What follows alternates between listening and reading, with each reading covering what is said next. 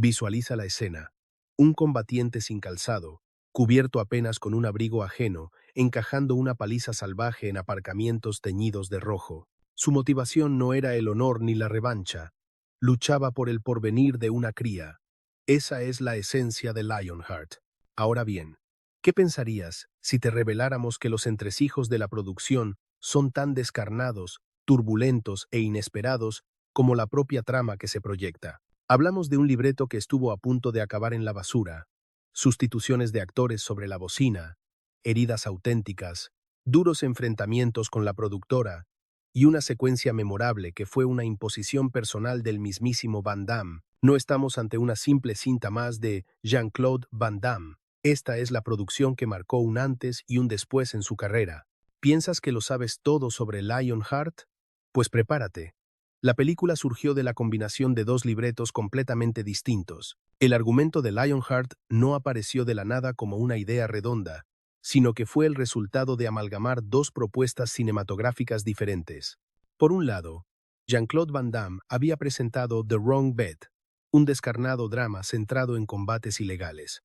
Por otro, el guionista Sheldon Lettich estaba desarrollando una historia sobre la Legión extranjera que originalmente iba a ser para Sylvester Stallone. Al fracasar aquella iniciativa, los dos amigos decidieron fusionar sus conceptos creativos. El contexto de la Legión extranjera aportó una capa de complejidad sentimental, a lo que, de otro modo, habría sido una película más de mamporros. La consecuencia fue una cinta de artes marciales con un enfoque mucho mayor en el desarrollo del protagonista, algo que la diferenciaba claramente del resto. La célebre secuencia del trasero de Van Damme fue una ocurrencia del propio actor. Efectivamente, esa notoria escena del desnudo en la ducha no figuraba en el libreto original, ni fue una exigencia de la productora. Fue el mismo Van Damme quien se empeñó en incluirla, convencido de que le confería al personaje una dosis de fragilidad y cercanía. Independientemente de si fue un gesto artístico o puro exhibicionismo, una cosa quedó clara. Se transformó en un sello inconfundible de JCVD y no sería la vez final en que deleitara al público haciendo un calvo en la gran pantalla.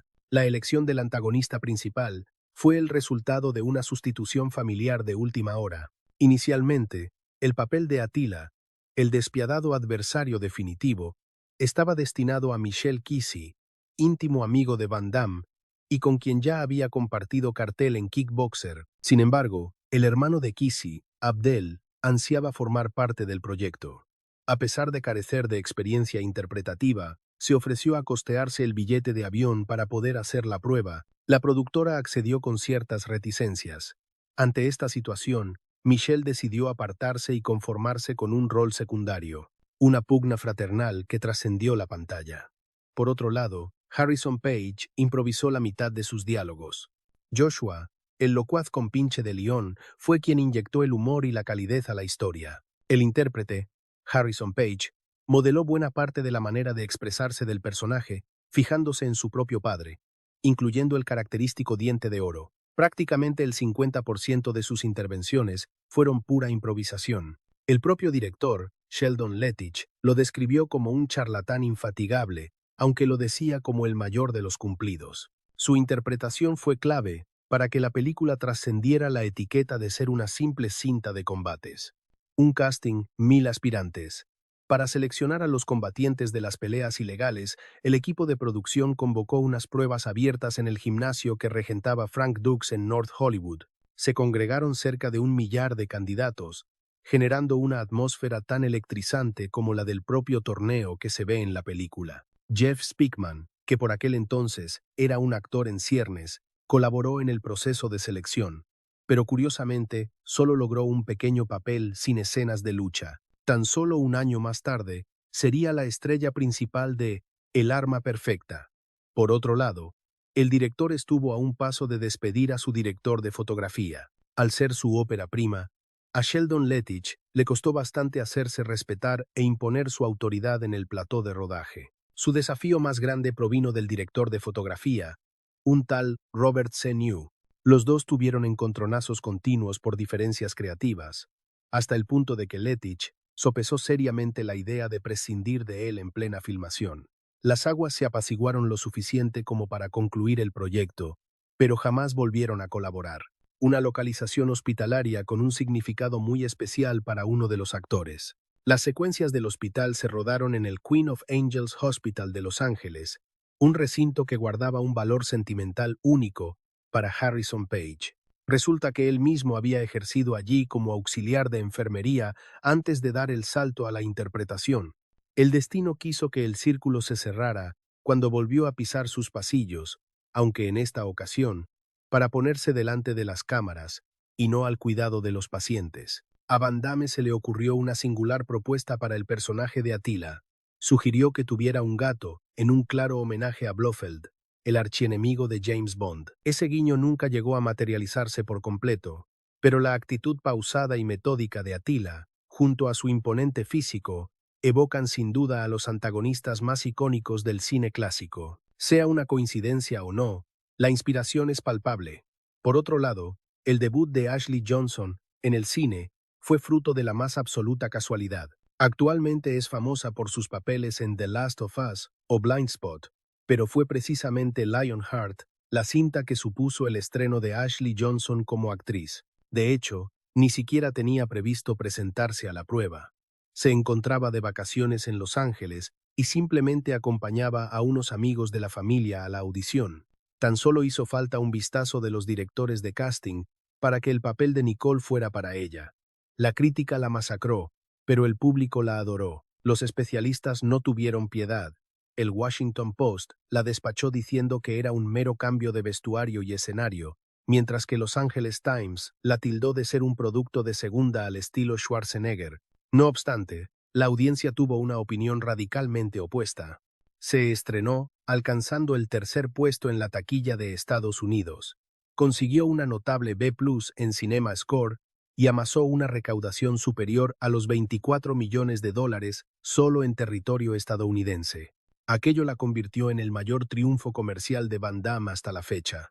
Se llegó a planificar una continuación, que finalmente fue descartada. A pesar de las especulaciones y las promesas, una segunda parte de Lionheart jamás llegó a buen puerto. En el año 2018, el propio Van Damme anunció en sus redes sociales que Lionheart 2 estaba oficialmente en marcha. Transcurrieron los meses, y de manera misteriosa, el proyecto se esfumó sin dejar rastro alguno. A día de hoy, los seguidores todavía albergan la esperanza de volver a ver a Léon Gaultier en el ring para un último y definitivo combate. Este filme representó un antes y un después definitivo en la trayectoria profesional de Jean-Claude Van Damme. Ni siquiera sus éxitos previos como Contacto Sangriento o Kickboxer tuvieron el mismo peso. Fue Corazón de León la película que finalmente convenció al estudio Universal para apostar fuerte por Van Damme con proyectos de mayor envergadura. Con esta actuación, demostró que su talento trascendía las escenas de lucha, probando que era capaz de sostener por sí mismo la evolución completa de un personaje. Es muy probable que sin Corazón de León, películas como Time Cop, Blanco Humano o su estatus de icono familiar no hubieran sido posibles. Como el propio Van Damme afirmó tiempo después, el público adora esta película porque tiene alma, es auténtica. La trama profundiza en el amor, los lazos de hermandad y la necesidad de luchar por una causa justa. Curiosamente, el libreto original fue desestimado por tener una carga emocional demasiado elevada. Antes de que Sheldon Lettich tomara el control creativo total del libreto, la guionista Stephanie Warren había sido la encargada de redactar el primer borrador. Se dice que su propuesta era excesivamente sentimental y que su ritmo narrativo resultaba demasiado lento para las pretensiones del estudio. La productora Imperial Entertainment albergaba serias dudas, temiendo que el proyecto careciera del gancho comercial necesario para triunfar en taquilla. De aquella versión inicial, el único elemento que logró llegar al montaje final fue el apodo del protagonista, Corazón de León. Todo lo demás fue completamente reestructurado. Paradójicamente, aquella profundidad emocional que inicialmente se consideró un inconveniente acabó siendo el factor que conectó con la audiencia, elevando a Corazón de León por encima de otras cintas de su género. Van Damme y Lettich batallaron incansablemente para que la película mantuviera su esencia. De hecho, cuando Van Damme leyó el borrador de Stephanie Warren, se negó a desechar por completo su enfoque. Habiendo recibido críticas por la supuesta rigidez de sus actuaciones anteriores, Van Damme estaba buscando activamente un proyecto que le permitiera demostrar su capacidad para conectar emocionalmente con el público. En consecuencia, él y Lettich acordaron que la historia debía girar en torno a la lealtad, la hermandad y la redención, en lugar de centrarse en una simple trama de venganza. Incluso tomaron la audaz decisión de que Leon nunca se enfrentara a los asesinos de su hermano, pues entendían que la verdadera lucha del personaje era interna. Sin lugar a dudas, fue una elección argumental sumamente atípica para una película de artes marciales estrenada en la década de los 90. El presupuesto de la película experimentó un aumento espectacular, llegando a duplicarse en mitad del proceso de producción. Corazón de León nació como un proyecto de acción modesto e independiente, contando con una financiación inicial de solo $3 millones. No obstante, a medida que el rodaje avanzaba, la escala y la ambición del proyecto crecieron exponencialmente. La búsqueda de mejores localizaciones, la inclusión de más secuencias de lucha y una banda sonora orquestal completa dispararon la inversión hasta los $6 millones. Para los estándares del género en aquel momento, se trataba de una apuesta financiera de alto riesgo, pero el resultado final demostró que valió la pena. Con una recaudación superior a los $24 millones solo en Estados Unidos y cifras aún mayores en el mercado internacional, la película se convirtió en un éxito rotundo e inesperado, permitiendo a Van Damme negociar presupuestos mucho más holgados en sus futuros trabajos. Jean-Claude Van Damme se implicó personalmente y luchó con determinación para que Sheldon Lettich fuera el director del filme. Aunque en aquel entonces Van Damme solo contaba con un puñado de éxitos, su influencia en la industria ya era considerable. Tanto es así que pudo impulsar la carrera de Lettich, promoviéndolo de guionista a director. Se trató de un movimiento sumamente audaz por su parte. La productora Imperial Entertainment había contratado en un principio al director Eric Carson, pero todo cambió después de que Van Damme viera el cortometraje de Lettich titulado Firefight. Quedó tan impresionado que insistió en que su amigo se pusiera al mando. Aquella muestra de lealtad rindió excelentes frutos, no solo con el éxito de Corazón de León, sino también en colaboraciones posteriores tan memorables como Doble Impacto. Van Damme fue el responsable directo de diseñar las coreografías de todas las escenas de combate de la película. A diferencia de muchísimas estrellas de acción de la época que delegaban esta labor en especialistas, Van Damme optó por involucrarse de manera directa y personal. Trabajó en estrecha colaboración con Michel Kisi y Frank Dux para concebir el diseño de cada uno de los enfrentamientos. Su esmerada atención al ritmo, las posturas de lucha y los ángulos de cámara fue crucial para definir el estilo visual tan característico que tienen las peleas de Corazón de León. Su formación dual en ballet clásico y artes marciales le proporcionó una ventaja única, permitiéndole transformar la brutalidad de los golpes en una especie de danza cinematográfica. Este control creativo total también le sirvió para asegurarse de que cada secuencia de lucha aportara algo significativo a la narrativa.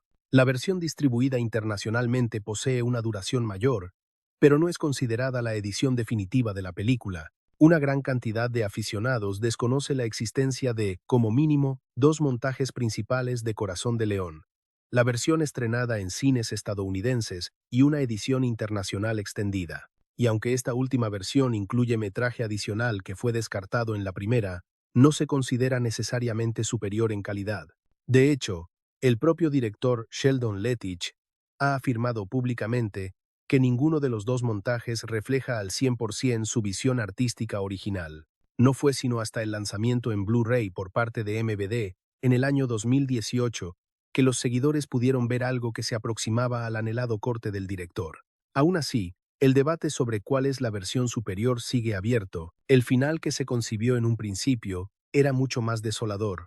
Un borrador temprano del guión de Corazón de León proponía una conclusión francamente trágica. En esa versión, estaba previsto que León muriera durante su último combate, sacrificando su vida para asegurar el porvenir de su sobrina. Van Damme se opuso frontalmente a esta idea, argumentando que el personaje merecía una oportunidad de redención, no convertirse en un mártir.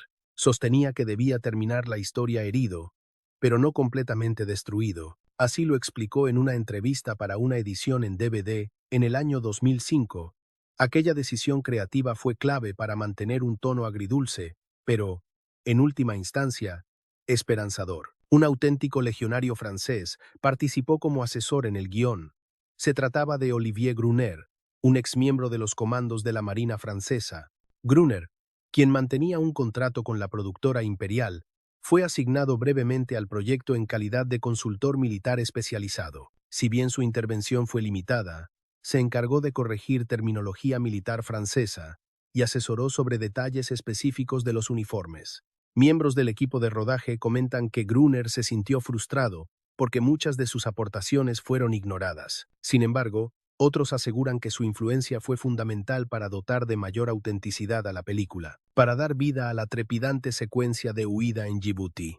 Curiosamente, el personaje de Harrison Page estuvo a punto de ser interpretado por un actor caucásico. James Tarsia, el encargado del casting, en un principio audicionó a múltiples actores blancos para el rol de Joshua, buscando encajar en el cliché del hombre de negocios calculador y sagaz. Sin embargo, todo cambió cuando Harrison Page se presentó a la audición e improvisó magistralmente la mitad de su guión, dejando a todos los presentes en un absoluto y atónito silencio. Fue entonces cuando Van Damme se puso de pie y exclamó con convicción: Él es nuestro Joshua.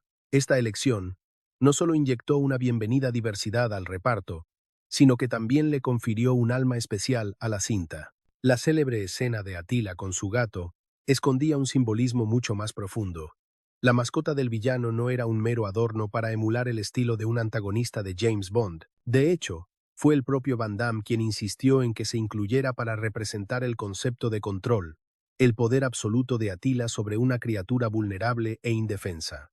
El gesto de acariciar al felino justo momentos antes de asesinar a un hombre a golpes con una brutalidad escalofriante no fue, en absoluto, un detalle fortuito. El propósito deliberado era enfatizar cuán desalmado y desconectado de la realidad estaba el personaje, capaz de sonreír mientras cometía actos de una crueldad inimaginable. El característico acento francés de Van Damme supuso un verdadero quebradero de cabeza para los productores norteamericanos, a pesar de que Jean-Claude Van Damme es de origen belga y domina el francés a la perfección. Ciertos ejecutivos sentían pánico de que su acento resultara excesivamente marcado para la audiencia de Estados Unidos. La preocupación llegó a tal punto que el estudio Universal planteó la posibilidad de redoblar algunas de sus frases durante las primeras fases del montaje. Pero Van Damme se opuso rotundamente. Es parte de quien soy, sentenció con firmeza. Aquel acento, que en un principio fue considerado un obstáculo, terminó por convertirse en su rasgo más distintivo, probando que la autenticidad puede derribar las barreras superficiales de la industria de Hollywood. Mientras tanto, la auténtica Legión extranjera francesa no recibió la película con los brazos abiertos. Durante mucho tiempo corrió el rumor de que el cuerpo militar real se sintió ofendido por la representación de la deserción que se mostraba en Lionheart. Particularmente, las secuencias del comienzo, donde se ve a Lion escapando a través del desierto mientras es perseguido implacablemente por sus oficiales. Estas fueron descritas como una fantasía edulcorada en un comunicado oficial emitido por el ejército francés en aquel entonces. Aunque Van Damme jamás se pronunció al respecto, los productores, de forma muy discreta, alteraron parte del material publicitario en territorio francés para apaciguar los ánimos y eludir mayores polémicas. Sheldon Lettich, el director, confesó que lamentaba profundamente una omisión crucial en el montaje final. Fue en el año 2025 cuando Sheldon Lettich desveló en una entrevista que una de sus mayores espinas clavadas era haber suprimido una emotiva escena llena de diálogo entre los personajes de Leon y Nicole. Aquella escena dejaba ver mucho más su faceta paternal, aclaró el director. No obstante, el estudio presionó para que la película mantuviera un ritmo vertiginoso y sin pausas. Y si bien dicha escena aún existe en el metraje original sin editar, jamás llegó a ser montada ni se le añadió música, lo que hace casi imposible su recuperación, incluso en la más exhaustiva de las versiones del director. El derrumbe emocional que sufrió Van Damme fue completamente genuino, concretamente durante una toma en la que Leon observa en silencio a Nicole mientras duerme, justo después de haber ganado dinero en un combate salvaje. Ese momento tocó una fibra extremadamente sensible para el actor. Tiempo después, relataría en un programa de la televisión francesa que rompió a llorar desconsoladamente entre una toma y otra, Estaba rememorando a la familia que había dejado en Europa al mudarse a los Estados Unidos. El viaje de Lyon era mi propio viaje, pero con bastantes más puñetazos de por medio, confesó. Las lágrimas que se aprecian en sus ojos en esa escena son, por tanto, 100% auténticas. Y hablando de autenticidad, sí que existió un circuito real de luchas clandestinas en Los Ángeles. Hacia finales de la década de los 80 y comienzos de los 90, los combates ilegales como los que vemos en Lionheart no pertenecían únicamente al terreno de la ficción cinematográfica. Tanto Van Damme como diversos dobles de acción que participaron en el rodaje relataron historias sobre enfrentamientos ilegales que tenían lugar en almacenes abandonados de la zona este de Los Ángeles. Aquello no tenía nada de deportivo. A menudo, estos eventos estaban bajo el control de bandas criminales, donde las lesiones graves eran habituales y no existía ningún tipo de reglamento. El crudo realismo que transmite Lionheart se nutrió, en buena medida, de los ecos y las historias que surgían de aquellos círculos secretos. Y en noticias más recientes, una propuesta para una secuela en el año 2026 acaba de ser nuevamente desestimada.